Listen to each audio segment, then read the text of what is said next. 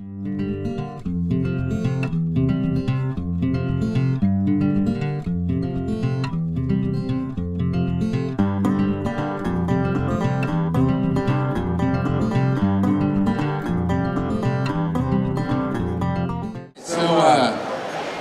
a trick rider, is that right? Yes. Yes, perfect, perfect. I'm going to go out on a limb here and say that this has got to be quite an honor to be invited to the NFR to do what you do. Yeah, it's this year's now my third year back here, so I got selected when I was 18. So it's been quite an honor. It's been just there's so many specialty acts and contract acts in the PRCA, so for them to eliminate down to one person is pretty cool. So y'all do that, that's part of the opening ceremony, is that right, kind of? Yeah, it's right as soon as they crack the gates, we do the whole opening ceremonies and then go into the rodeo. I was talking to everybody here about jitters and, you know, getting ready for their events and this and that. It's got to be the same for you, you know, riding, I guess you're coming down that alley, you know, and riding in there. Talk about that a little bit. Well, definitely the first year that I was here, it was, you weren't thinking you were back there, but it's crazy because everything in those openings is down to like, you know, a second. Like they have it so timed out that you can't ever miss your cue. So it is hectic, it's loud, and it's just hard enough to keep your, you know, keep your mind straight to go in and do what you have to do. Right. And you know, you do a lot of rodeos and those things are run off good, but you know, with being on TV and, you know, here at the NFR, everything's clockwork. So I'm sure, you know, talk a little bit about, I mean, you have to be at this point, at this time, you know, and back out, you know, talk about a little bit, kind of some of the rules and what you do, you know. Well, the one thing about the openings here is they want it you in and out. So I just even looked at my opening on round 2. I was in, did 2 tricks, and stopped and sold. I was 25 seconds in that arena. So in normal trick rider, you know, in rodeos, you do a lap and you stop and you change your straps and you go in. But here, they don't want you to stop. Like, you're just go and you're just continuous and in and out as fast as you pretty much can. Yeah, so, and when you do your deal, I mean, lights probably turned down, spotlight, I mean, loud, you know, probably loud music, fireworks, you know, that kind of deal. Talk about that a little bit. I got one horse that runs around the pyro, so that's always been one of my favorite openings that I do out here.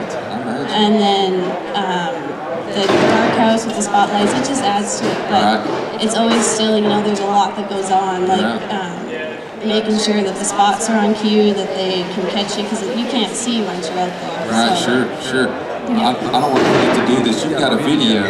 Yes, I do. Is this of this year or last year? It's just clips of different rodeos, NFR, just a whole bunch of different clips. I want to watch that real quick. Okay. Good play over there. Let's check this out. And feel free to talk or tell us about it or anything. Oh, my horse was nice. These are the stars of the contract personnel of the professional rodeo.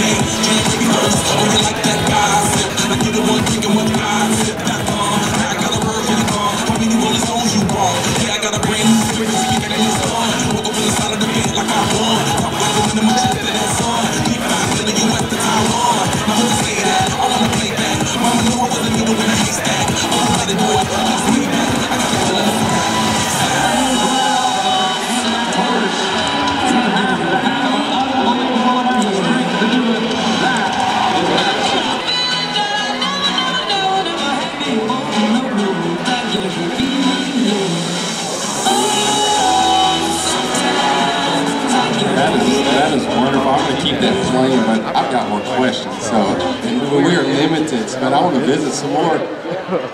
How awesome is that to carry the American flag through there? I mean, that's got to give you chills. It does, and especially when last year when I did it, it was for right after military night. Right, so it was really cool to come out there after watching that whole special military opening that they did, and then come in there with the red, white, and blue. It was really cool. How do you know, we all start off roping and at a young age, but how do you start? You know, I'm sure there's girls and even guys, you know, that, you know, as kids that is interested in this. How do you get started in the trick riding? Well, actually, I always saw it, and I was like, that's what I want to do, pretty much. And when I started when I was about 6, and I just on my pony with my saddle and just started, you know. Did your folks know you were doing that? Yeah, my dad was with me every step of the way. That's right. And your folks are out here with you? All right, perfect. You know, my dad, we would go out in the field and he would just, you know, lead me, and I would do everything, because then they never thought that I would stick with it. Right, sure. So this wasn't some deal that, you know, you were just kind of messing around with. You knew you wanted to do this. From day one, I always knew it. And it's, you know, it's cool because when I go to the different rodeos and I do the autograph signings and stuff, the little girls always come up and they're like, that's what I want to do, that's what I want to do, and that's exactly who I was when I first started. Well, I'm sure you're a huge influence, you know. I mean, there's very few professions that, you know, people work in offices or, you know, this deal, but talk about, you know, you're on the front line of influencing kids and adults or anything, you know. Talk about how special that is. It is, it's, you know, it's always a special feeling when a, you know, little girl comes up to you and they go, hey, you know what, you're who I want to be, and I never ever thought that I would be that person, and I get it all the time now, and it definitely, you know, it just feels like you're doing things right, and you're doing what you want to do, and it's been a real great experience. All right. Talk to us about, you know, throughout the year, some of your favorite rodeos or experiences, you know, kind of what you do throughout the year.